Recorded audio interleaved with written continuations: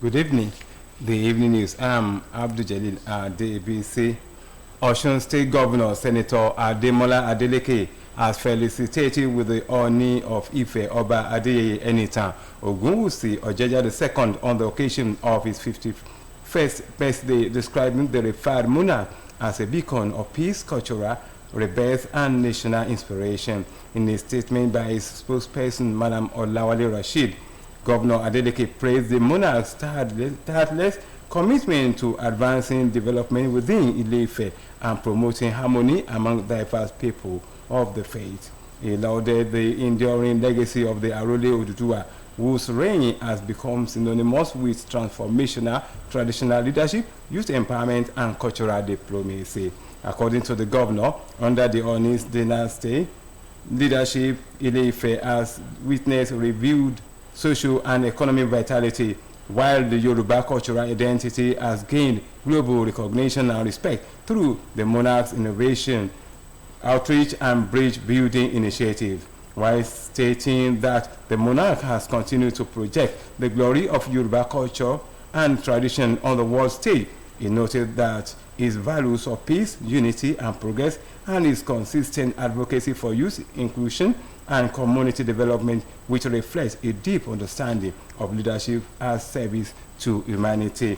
Governor Adeleke extolled the Oni's pivotal role as the chairman of the Osun State Council of Traditional Rulers, commending his unrelenting efforts in fostering collaboration among royal fathers and strengthening traditional institutions across the state.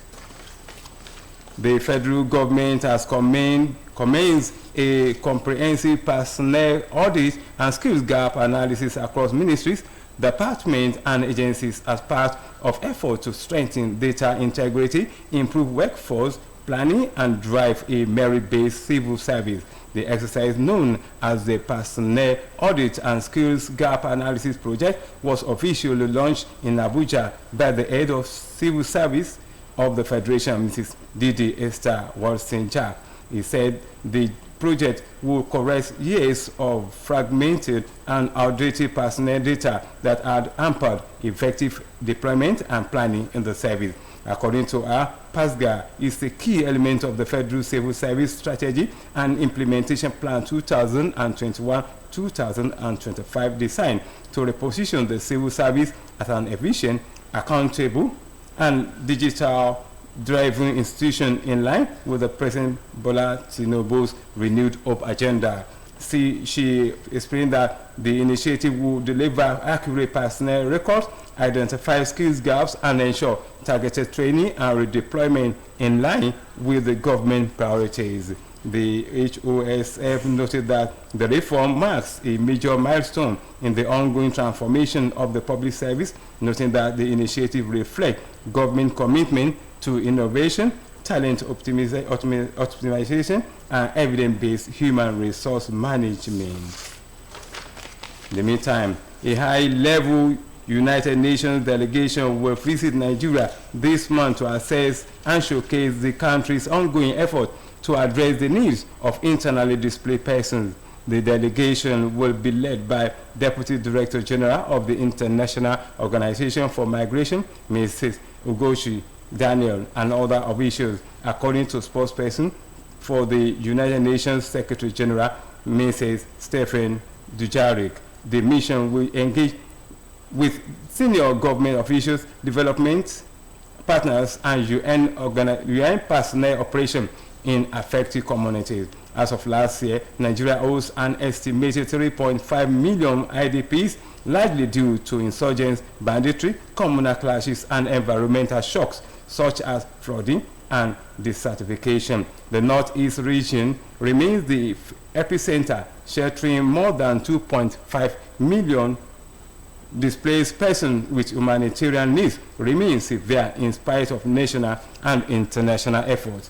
The visit by the UN delegation is expected to reinforce international support for Nigeria's transition from emergency relief to long-term recovery, stabilization, and reintegration of displaced populations.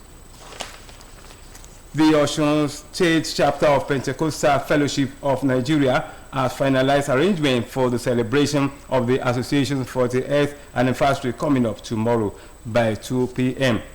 The event, which will feature Thanksgiving and award of PFN past leaders in the state for their vision, labors, and sacrifices over the years, will take place at the Redeemed Christian Church of God, Breakthrough Cathedral, Osun, Osogbo.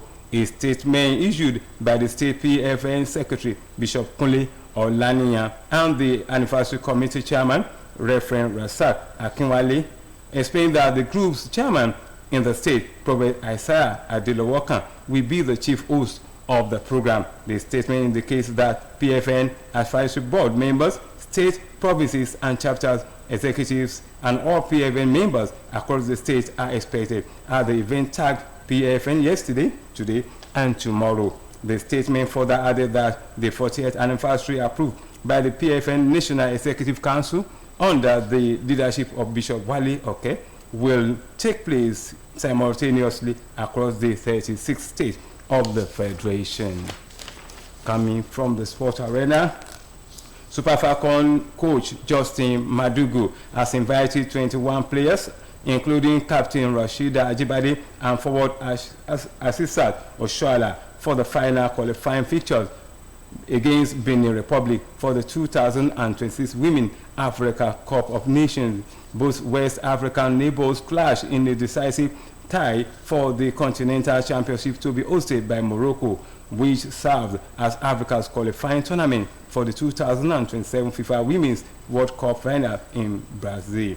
The first leg will be played at the stage Kesu Lome, as Benin Republic do not have a CAF-approved venue, while the return leg is slated for the MK Abiola Sports Complex, Abeokuta, later this month. The squad includes 3 goalkeepers, 7 defenders, 5 midfielders, and 6 forwards. Other key invitees include goalkeeper Chimaka Nnadozie, Africa's Goalkeeper of the Year for 2 years running, defenders Michelle Alozie and Ashley Plumtar, midfielders Jennifer Ejegini and Deborah Abiodun, and forwards Chinwedu Ihezuo and Folashade Ijamilusi.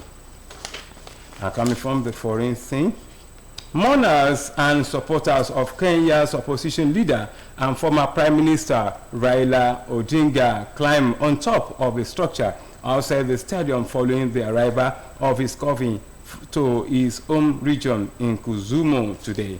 Vast crowds gathered in West Kenya to see the body of the beloved politician Raila Odinga for the biggest day of mourning ceremonies that have already claimed at least 5 lives this week. There were cries of "Father, we are orphans" among the tens of thousands who packed the streets in Kisumu, the heartland of Odinga's support, as his coffin arrived by helicopter. Odinga, aged 80, died from a suspected heart attack in India, triggering a huge outpouring of grief across the country, particularly in Western Kenya, where his Luo tribe are dominant. There were immediate signs of chaos as his coffin approached the stadium in Kisumu, with a huge group of mourners breaching security gates and climbing over walls. And with that, we have come to the end of today's evening news on OSBC television. Do join us again at 7 for the major report. Good evening.